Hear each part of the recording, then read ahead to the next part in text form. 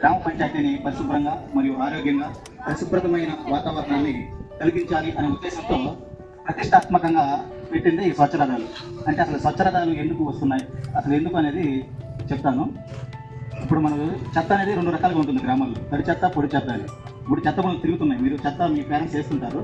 తడి చెత్త అనేది ముందులో కలిసిపోయేది, పొడి చెత్త అంటే కలవండి. మీరు ఎందుకు సార్ మా తల్లి చెప్తున్నారంటే ముందు మీకు అవగాహన కలిగితే మీరు మీ తల్లిదండ్రులకు చెప్తారు కనుక మీకు చెప్పడం జరుగుతుంది. తడి చెత్త అంటే కూరగాయలు కట్ చేసినప్పుడు వేస్ట్ ఆహారం కానీ, పండ్లు తొక్కులు కానీ ఇవన్నీ భూమిలో కలిసిపోయేవి అనమాట. దాని అంతా పొడి చెత్త అంటారు, తడి చెత్త అంటారు. పొడి చెత్త అంటే ప్లాస్టిక్ బాటిల్స్, కవర్స్, ఇప్పుడు మీరు తినేసి ఇవి అన్ని కూడా భూమిలో కలవనేటివన్నీ కూడా పొడి చెత్త అంటారు. ఇప్పుడు తడి చెత్తను తీసుకెళ్లి రీసైక్లింగ్ చేసి వర్మీ కంపోస్ట్ గా తయారు చేస్తారు. ఈ పొడి చెత్తను ఏం చేస్తారంటే వాటిని తీసుకెళ్లి కాల్చేస్తారు. అలా కాకుండా డైరెక్ట్ గా హౌసెస్ నుంచి స్వచ్ఛరథాలకి మీరు ప్లాస్టిక్ కానీ, బాటిల్స్ కానీ ఇవన్నీ వాళ్ళకి ఇస్తే వాళ్ళు మీకు డబ్బులు కానీ, సరుకులు కానీ అవన్నీ ఇస్తారు. దీని యొక్క ముఖ్య ఉద్దేశం ఏంటంటే గ్రామాల్లో అవగాహన కలిగిస్తే మండలం బాగుపడుతుంది, మండలం నుంచి డిస్టిక్ అలా అభివృద్ధి చెందుతుంది అన్న విధంగా ముందు గ్రామాల్లో పెట్టడం జరిగింది.